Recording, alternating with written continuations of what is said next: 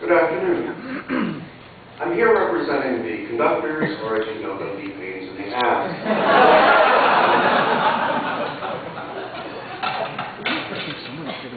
I worked in the library my early years in St. Louis. The second trumpet was the librarian. His name was Roger Grossheimer. In my second year in St. Louis, we gave the world premiere of the concert version of Jesus Christ Superstar. The parts showed up.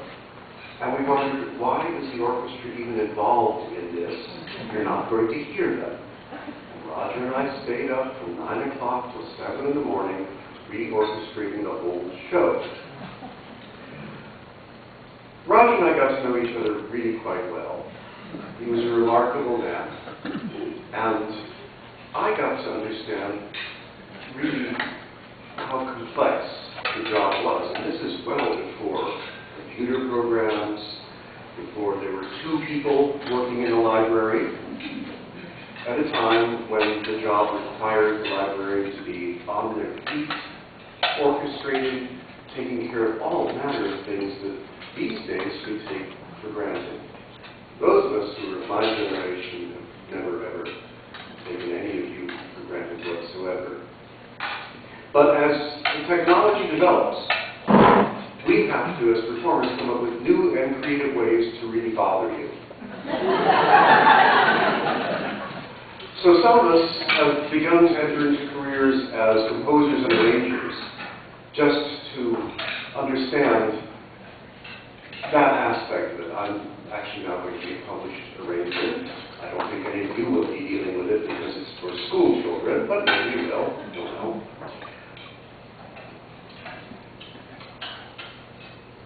I thought about what it is that bothers us from the performance end, in the relationship we have with all of you. Very little.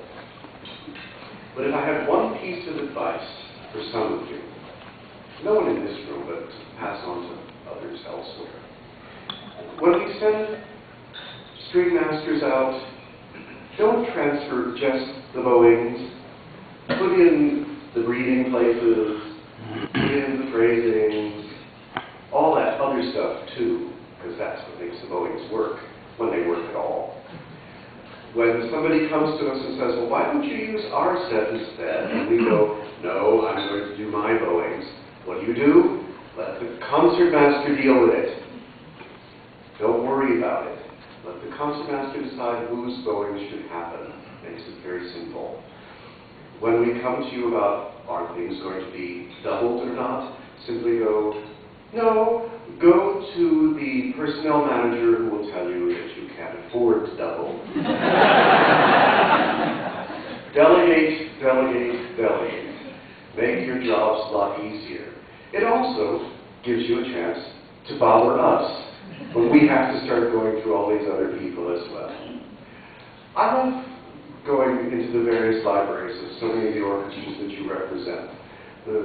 You feel a sense of tradition of what an orchestra is about. It really does come from the library. It's amazing.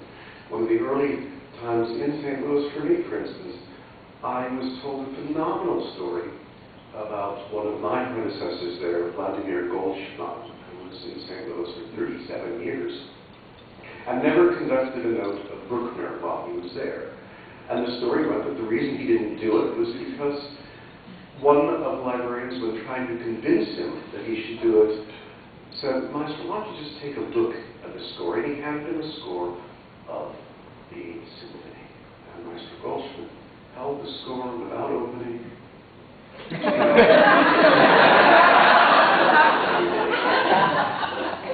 And each of your libraries really does contain the history of your organizations. So you're archivists, but you also are the ones who allow us to bring music to life for everyone in the audience and for the musicians on the stage. There's nothing we can accomplish without all of your help. I know we don't tell you that, because that's in the conductor rule book. You're not supposed to. But inside we all feel that. I've been very privileged over all of my years in this profession to work with some of the very best people in library staffs, both as a music director and as a guest conductor. And matter where we go, it is all of you that we rely on so much. I'm very happy that this particular year sees Marcia taking care of things for you. She's always been there for me when I've needed to be helped along. She always calls me the boss, but actually in reality, she's the boss. And Wilson here, I hope that those of you who were here last night enjoyed Wilson's transcription of the Copeland, and those of you coming tonight. This is a wonderful thing that Wilson has done, because it reminds us that your job also is not just about following orders, but being creative as well. And so, Wilson, again, thank you very much for ambulance last night.